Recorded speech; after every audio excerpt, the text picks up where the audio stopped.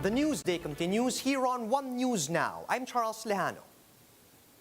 The Justice Department has found a pattern of lapses on how the police enforced the government's drug war.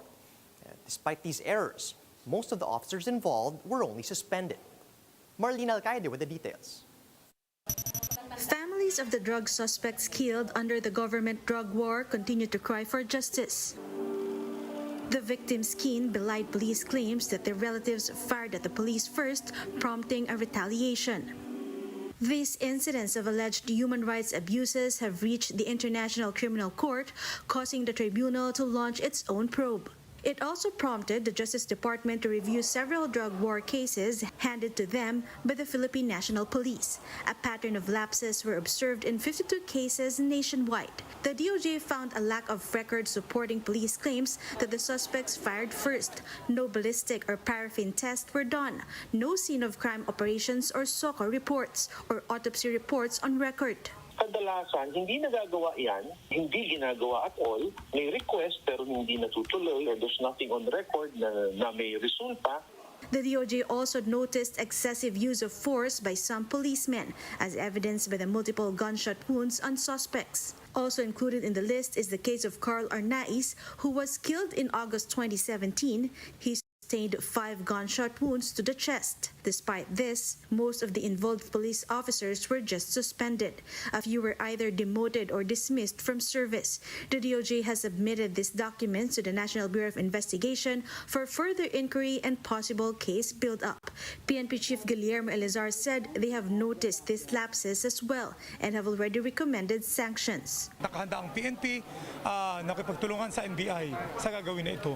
And just the same, doon naman sa mga remaining ng mga cases natin, sinabi rin natin sa DOJ yun, available yun sa DOJ para kanilang i-review.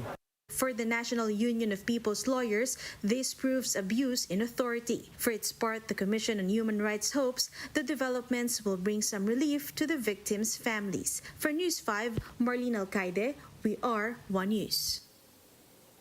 Senator Ping Lacson has again questioned the Health Department over its procurement of supposedly overpriced ambulances and other medical equipment. During a Senate hearing on the DOH budget for 2022, Lacson revealed that the agency procured ambulance units that are far more expensive than the same units bought by certain LGUs. The senator said the Health Department shelled out 2.5 million pesos for a single unit, when there are LGUs that bought that same unit for just 1.5 million pesos. Lacson pointed out that medical equipment in these ambulance units were missing, and he said only 21 medical items were in the overpriced ambulance, while 30 basic life support items would normally be required. Lacson also revealed that a single automatic external defibrillator had a bidding price of about 165,000 pesos, when the retail price stands at only 96,500 pesos. Health Secretary Francisco Duque said he will look into this matter. Alam niyo, Secretary Duque, hindi naman namin kayo pinagbibintangan dito. Kaya lang, these are public funds. Ako mismo, di ba, personally, I augmented the budget of the HPEP. Kasi nga para maging compliant na ito sa Universal Healthcare Law. And then I feel guilty when I see some overpricing in the procurement of equipment. An infectious disease expert expresses fear that the country is not vaccinating enough Filipinos in the provinces, as efforts remain focused in Metro Manila. Dr. Ron Jean Solante is hoping that COVID-19 figures in NCR will be stable by December, as around 80% of the capital's population have been vaccinated.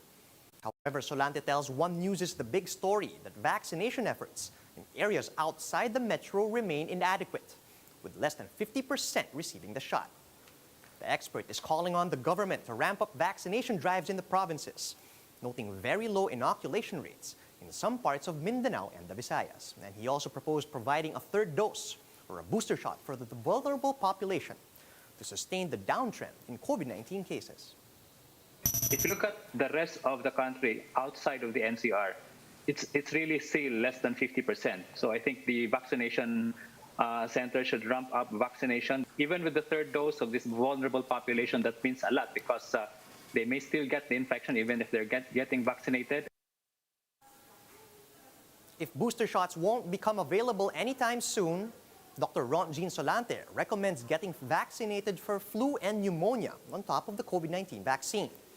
This, according to the expert, can make COVID-19 symptoms more manageable. Greg Gregorio with the story.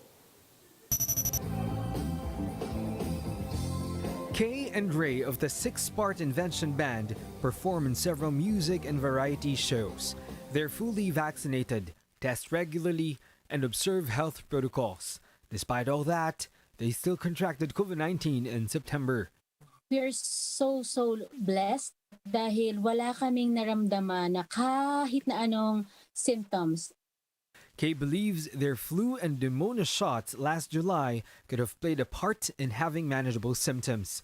Dr. Ron Jean Solante of the Vaccine Expert Panel supports having flu and pneumococcal vaccines. When you have COVID, you'll also be at risk of getting pneumonia and influenza na sabay-sabay. So if you got these vaccines already, then at least isa na lang ang problema mo, COVID na lang.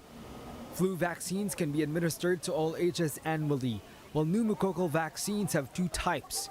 PCV13 is a 4-dose regime for children below 2 years old, and single dose for age 2 and up. PPV23 is given to ages 60 and up in 5-year intervals. Flu vaccines cost around 500 to 1,000 pesos, while pneumococcal vaccines cost around 3,000 to 4,000 pesos.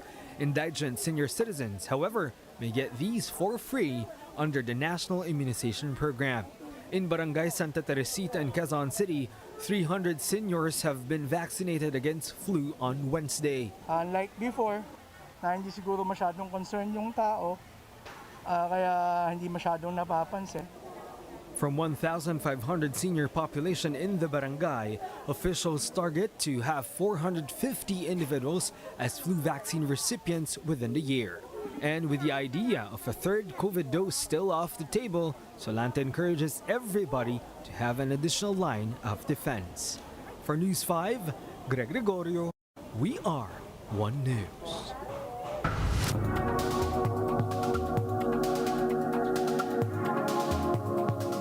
YouTube CEO Susan Wojcicki talks about the company's push to get more diverse creators on the platform. She speaks to Bloomberg's Emily Chang on Studio 1.0. Let's listen in. What do you see as the future of the creator economy? I see a lot of possibility with the creator economy, and because I see that many people have a lot of interest and they have a lot to offer, and beforehand they wouldn't have been able to have share with the world. And so there's so many people, depending upon what their talent or their interest is, whether it's a sport or cooking or gaming or hairstyles, that people have come out and really been able to share that and create a lot of jobs. So we actually see we actually saw a 35% increase in the number of creators that are generating six-figure income out of YouTube and in the last year. And so that's just an example of like how the creator economy is continuing to grow. Well, and for years, YouTube was the only company that actually paid creators, but now a lot of companies are paying creators. You know, Facebook and Instagram, Snap, TikTok. How do you see that competition playing out? Who wins? Well, it is a competitive landscape, and in general, competition's good. It makes everyone work harder, and that's good. We look at creators and we say they're going to come to us if we do the best job. And creators come to us looking basically for fame and fortune. Like, how can I have a skill or I have a talent, something I want to share with the world, and YouTube can help that be known, can help them provide that fame, but also we can generate revenue for them. And so as long as we're doing a good job of that, creators are going to come to us. If we start to fail, then they're going to leave us and they're going to go to another platform. And so we just need to work really hard to make sure that we deliver that for our creators. A year ago, during the Black Lives Matter protest, YouTube made big commitments to Black creators in particular. What's been the progress there? And how do you see YouTube, the potential for YouTube to be used as a tool for social justice? Well, so we made an announcement that we were going to do a $100 million Black Voices Fund. And so we're continuing to develop content there. But one of the other things, and I think there's been a lot of great content that's come out, and we'll certainly see more. But because YouTube doesn't have any gatekeepers, like you can just post and become a creator, we have seen a lot of people of different backgrounds and underrepresented backgrounds become creators and have audiences. We never really measured it beforehand because we didn't have a way. And so one of the things that we've done is we've enabled creators to now tell us what backgrounds they affiliate with, so we can have a better understanding of how they're doing on our platform. Let's talk about YouTube Shorts. It seems to be a top priority. Yeah. We all know that TikTok is on the rise. Yeah. How important are YouTube Shorts to the platform, to the company? So YouTube Shorts is very important.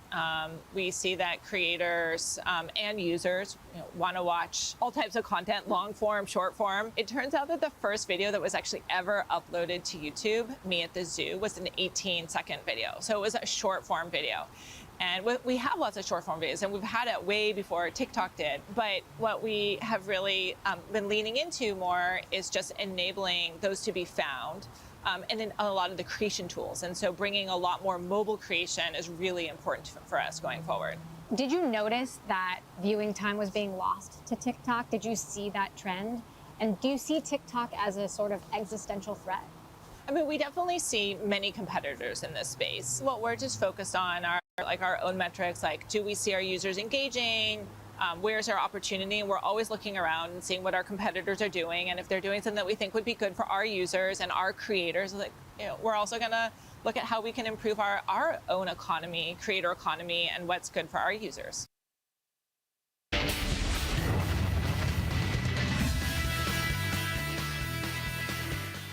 Gymnast Carlos Yulo's redemption tour is well underway. After settling for a disappointing finish in the Tokyo Olympics, Yulo came back with a vengeance in the men's all-around qualifiers of the Gymnastics World Championships in Japan. This as the 21-year-old gymnast is now on track to win 3 golds in separate events.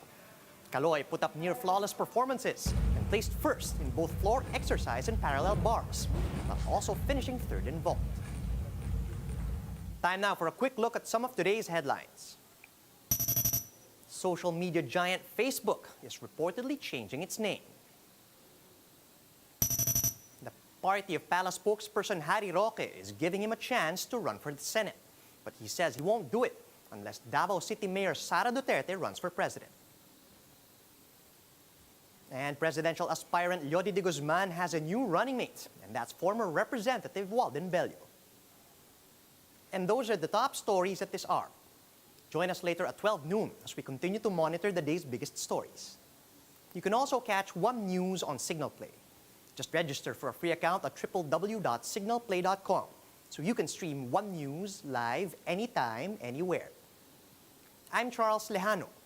Mask on, wash hands, and stay safe, Philippines. We are One News.